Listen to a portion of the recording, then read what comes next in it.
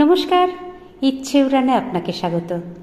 আজ আমরা যে গল্পের সঙ্গে থাকব সেই গল্পের লেখক শ্রী বিভূতিভূষণ বন্দ্যোপাধ্যায়, আর তার এই অনবদ্য গল্পের নাম সই।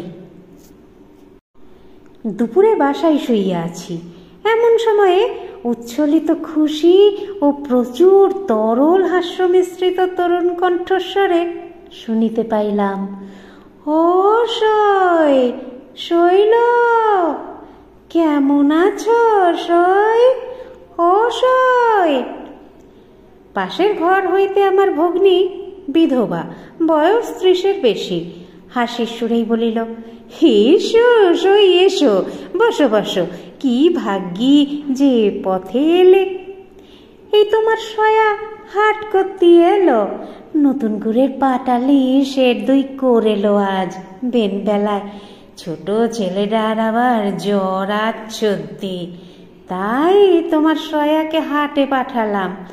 আমি বলি, সইয়ের সঙ্গে কতদিন দেখা হয়নি, ছেলেকে নিয়ে আর হাটের ভিড়ের মধ্যে কনে যাব, সইয়ের বাড়ি একটু বসি।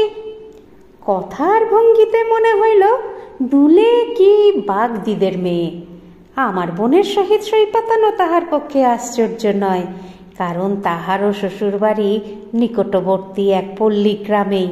ছেলে মেয়ের লেখাপড়ার সুবিধার জন্যে শহরের বাসায় থাকে। দুপুরের ঘুম নষ্ট হইল। বোনের নবাগতা সঙ্গীটি লেখাপড়া ভালো করিয়া শিখিলে এনি বেসান্ত হইতে পারিত।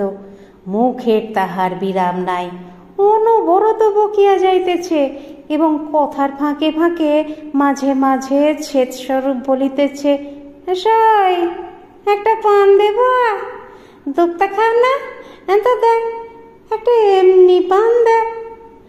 ও হাবলা, এই তোর সেই সই মা, চিনতে পেরিলি? হ্যাঁ রে বোকা ছোঁড়া, গড় করিলি নে সই মাকে, নে পায়ের ধুলো আর নিতে হবে না, এমনি গড় কর। পান খাইয়া সে আবার শুরু করিল, ঘরের কত ভাড়া দেও? হ্যাঁ সই, 13 টাকা। ও মা, কনে যাব আমি? তা কি দরকার তোমার শহরে এত টাকা খরচ করে থাকবার? হ্যাঁ সই, দিব্যি তোমার ঘরটা বাড়িটা রয়েছে গ্রামে, আম কাঁঠাল গাছগুলো দেখা মানে নষ্ট হয়ে যাবে। নেও সই, মেয়ে যেন তোমায় চাকরি করে নিয়ে খাওয়াবে, লেখাপড়া শিখে। বলিয়া সে হাসিয়া লুটাইয়া পড়ে। আর কি, আমার শোবার ঘরের বাহিরের রোয়াকে তাহার হাসি ও বক্তৃতা চলিতেছে, তাও এমন উচ্চ কণ্ঠে যে কলকাতা শহর হইলে ফুটপাতে ভিড় জমিয়া যাইত। আমি একে কাল রাত্রে মশার উপদ্রবে তেমন ঘুমাইতে পারি নাই, এমন বিপদও আসিয়া জোটে। আর জুটিল কিনা ঠিক দুপুর বেলাতেই। ছোট বাসা, অন্য কোনো ঘরও নাই যে সেখানে গিয়া ঘুমাই। অসয়, ছেলেটারে একটু জল দে দেখিন, অনেকক্ষণ থেকে খাবে বলছে। তাও ওর আবার লজ্জা দেখলে হয়ে আসে, জল চাবি তোর সই মার কাছে, তার আবার লজ্জা দেখো না ছেলের। আমার বোন জল আনিতে ঘরের মধ্যে ঢুকিলে সে চুপি চুপি তাহার ছেলেকে আশ্বাসের সুরে বলিল, তোর সই মা কি তোরে এমনি জল দেবে? কিছু খাতি দেবে এখন, দেখিস। দেখি পেটটা পড়ে রয়েছে। ও মোর বাপ, সেই সকালে 2টা পান্তা খেয়ে এলো। আহা, পাটালি হাটে বিক্রি হলি চাল কিনে নিয়ে যাব, এবেলা ভাত রাঁধবো এখন তোমার সই মা যা খাতি দেয় তাই খেয়ে থাকো, পয়সা নেই যে মানিক। এই সময় আমার বোন জল এবং বোধ করি বাটিতে একটু গুড় লইয়া রোয়াকে গিয়া উপস্থিত হইল, কারণ শুনিলাম সে ছেলেটিকে বলিতেছে, নে হাবলা, হাত পাত, গুড়টা খেয়ে জল খা, শুধু জল খেতে নেই। হাবলা ও হাবলার মা যে একটু নিরাশ হইয়াছে, ইহা আমি তাহাদের গলার সুর হইতেই অনুভব করিলাম। হাবলার মা নিরুৎসাহভাবে বলিল, নে গুটটুকু হাতে নে, খেয়ে ফেল, যেন রোয়াকে না পড়ে। ঠিক দুপুরের পরে সময়টা, এখন যে কিছু খাইতে দেওয়া প্রয়োজন, এই কথা আমার বোনের মাথায় আসে নাই বুঝিলাম। তাছাড়া পল্লীগ্রামে এরকম নিয়মও নাই। ভালো কথা সই, তোমার জন্য ভালো লঙ্কার বীজ এনেলাম। এই মোর আঁচলে বাঁধা ছিল, তা রাস্তার মাঝখানে কোথায় পড়ে গিয়েছে। বাসায় জায়গা আছে গাছপালা দেবার? আসছে হাটবারে, আবার নিয়ে আসব। এই সময়ে আমার ছোট ভাগ্নে স্কুল হইতে ফিরিল। টিফিনের ছুটি হইয়াছে, সে সকালে খাইয়া যাইতে পারে নাই বলিয়া ভাত খাইতে আসিয়াছে। ও টুলু, চিনতে পারো তোমার সইমারে? ও মা, ছেলেরই মধ্যে কত বড় হয়ে গিয়েছে মাথায়। গায়ে এটা কি জামা? বেশ জামাটা। আমার ভাগিনেও এই বয়সেই একটু চালবাজ। গ্রাম হইতে আগত এই সইমাকে দেখিয়া সে যে খুব খুশি হইয়া উঠিয়াছে, এমন কোনো লক্ষণ তাহার ব্যবহারে প্রকাশ পাইল না। তাহার সইমা বলিল, বেশ জামাটা টুলুর গায়ে। টুলুর আর কোনো ছেঁড়া কাটা জামা টামা নেই? হ্যাঁ সই, ছেলেরা এই শীতে আদুর গায়ে থাকে। তোমার সয়া এবার অসুখে পড়ে গাছ কাটতে পারেনি। মোটে 10টা গাছে যা রস হয় তাই জাল দিয়ে সেরারাই পাটালি হয়। হাটরা হাটে পাটালির দর নাই, তার উপর 6 পয়সা 8 পয়সা সের। ওই থেকে চাল ডাল, ওই থেকে সব। গাছের আবার খাজনা আছে। ছেলেটাকে একখানা দোলাই কিনে দেব ভাবছি আজ 3 হাটে।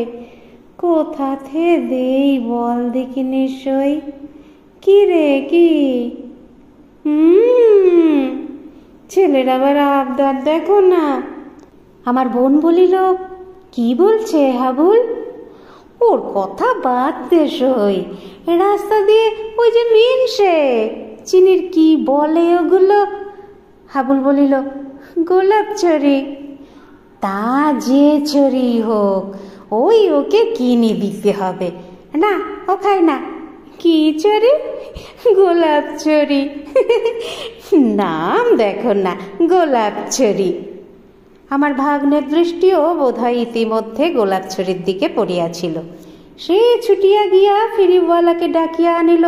ও আমায় শটান আসিয়া বলিল, গোলাপ ছড়ি কিনবো মামা, পয়সা দাও। বোধ হইল হাবুলও কিছু ভাব পাইয়াছে, কারণ একটু পরেই হাবুলের মায়ের খুশি ভরা গলার সুর শুনিতে পাইলাম। নাও, হলো তো? কেমন, বেশ মিষ্টি? খাও। পাটালির চেয়ে কি বেশি মিষ্টি? দেখি তো একটু গালে দিয়ে। কি জানি, এসব কখনো দেখিওনি চোখে। একটু পরে টুলুকে ভাত দিতে তাহার মা রান্নাঘরে চলিয়া গেল। সে সময়ে শুনিলাম হাবুল নাকি সুরে বলিতেছে, না মা, আর তোমাকে দেব না, আমি তবে কি খাবো? হাবুলের মা তাহার সইকে আর পাইল না, কারণ ছেলেকে খাওয়াইয়া স্কুলে পাঠাইয়া দিয়া নিজে ঘরের মধ্যে বিছানায় শুইয়া পড়িয়াছে। অনুপস্থিত সইয়ের উদ্দেশ্যে হাবুলের মা আপন মনে অনেক গল্প করিয়া গেল। খানিক পরে শুনিলাম বলিতেছে, ও সই, কনে গেলে? ঘুমোলে নাকি? মোরে আর একটা পান দেবা না? কেহ তাহার কথার উত্তর দিল না। বেলা 3টে বাজিয়াছে। আমি বেড়াইতে বাহির হইতে গিয়া দেখি অতি মলিন শাড়ি পরনে এক 22-23 বছরের কালো কোলো মেয়ে একটা চুপড়ি পাশে রাখিয়া ঠিক পৈঠার কাছে বসিয়া আছে। তার ছেলেটিও কাছে বসিয়া তখনও গোলাপ ছড়ি চুষিতেছে। আমাকে দেখিয়া মেয়েটি থতমত খাইয়া মাথায় ঘুমটা তুলিয়া দিল। দুপুরের বিশ্রামের ব্যাঘাত হওয়ায় মনটা বিরক্ত ছিল। একটু রুক্ষ সুরেই বলিলাম, একটু সরে বসো পথ থেকে, চুবড়িটা রাস্তার ওপর কেন?